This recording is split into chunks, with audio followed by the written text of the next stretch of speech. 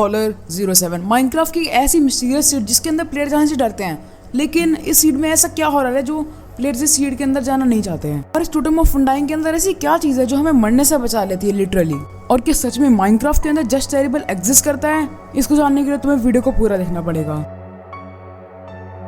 Minecraft के अंदर बहुत सारी रैंडम चीज एग्जिस्ट करती हैं जिससे हम किसी ना किसी न्यू वर्ल्ड के अंदर जा सकते हैं, मतलब किसी भी रैंडम वर्ल्ड के अंदर जा सकते हैं। लेकिन क्या तुम लोगों ने माइनक्राफ्ट के अंदर कभी सीड जीरो के बारे में सुना है? हाँ, मैं उसी सीड की बात कर रहा हूँ जो शायद माइनक्राफ्ट के अंदर लिटरली एग्जिस्ट भी नहीं करती है। और अगर रियली माइनक्राफ्ट के अंदर सीड जीरो एग्जिस्ट करती है तो हम उसे ढूंढने भी जाएंगे।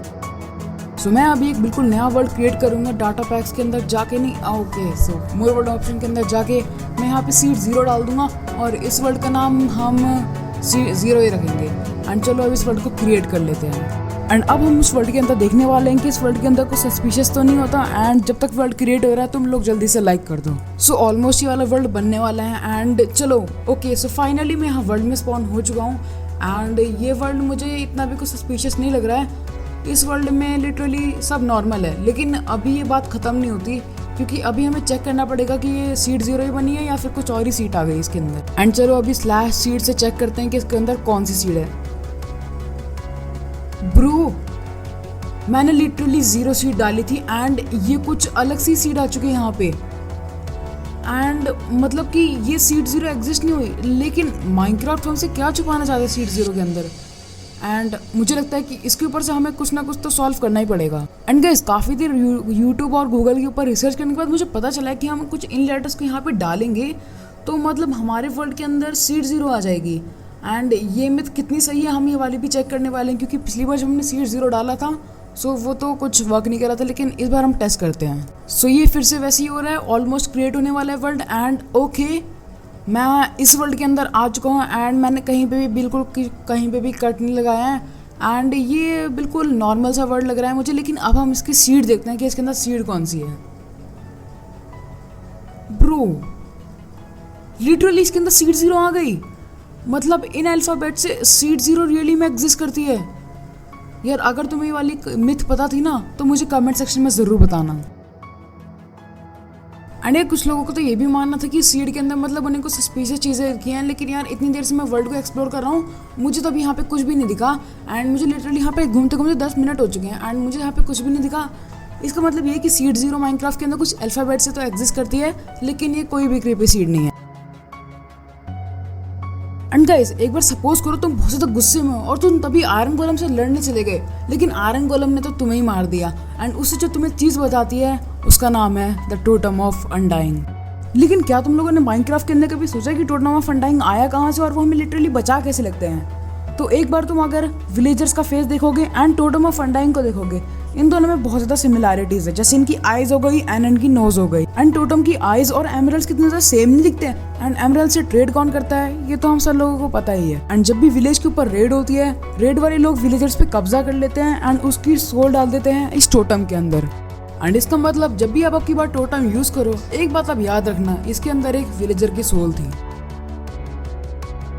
तो अब हमारा फाइनल टाइम आ चुका है माइनक्राफ्ट के अंदर $07 सीड को चेक करने का। एंड सबसे पहले मैंने यहाँ वर्ल्ड का नाम डाल दिया $07 एंड सीड के अंदर भी हम $07 सीड डाल देते हैं।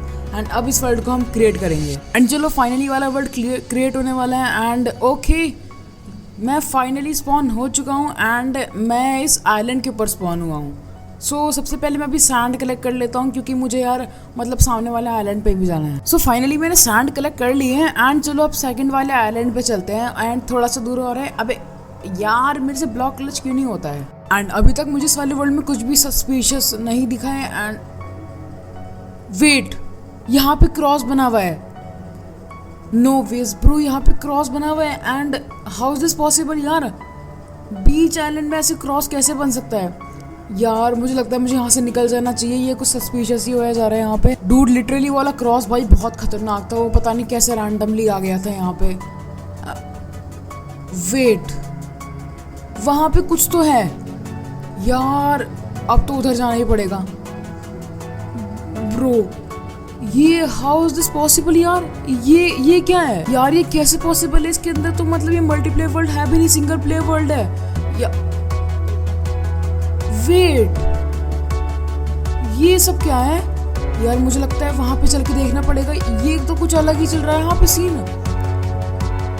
ब्रो ये किसके हेड पड़े हुए इतने सारे यहाँ पे? ओ ब्रो ये किसका हेड है यार, कितना क्रीपी लग रहा है ये दिखने में। यार इस वर्ल्ड के अंदर क्या हो रहा है ब्रो, यहाँ पे क्या चल रहा है यार, इस वर्ल्ड में कुछ भी होता जा रहा है। ओ रात कैसे हो गई यहाँ पे? नो वेज गाइस, यहाँ पे लिटरली कुछ भी होता जा रहा है यार यहाँ पे। यार ये सीट बहुत ज्यादा क्रीपी है यार, इसमें कुछ भी चलता है यार गाइस। शायद यहाँ ये $07 सीट जो है ना, ये बहुत ज्यादा क्रीपी है। जस्ट टेरिबल, एक माइनक्राफ्ट की एक बहुत ज्यादा खतरनाक एंटिटी जिसका फेस बिल्कुल कटा हुआ है कैंची से। लेकिन ऐसा क्यों है, ये कुछ कुचिसाकी होना की तरह नहीं लगता। अब मुझे ये तो नहीं पता कि कुचिसाकी होना की तरह ये लगता भी है या फिर नहीं, लेकिन ये दिखने में बहुत ज्यादा क्रीपी लगता है।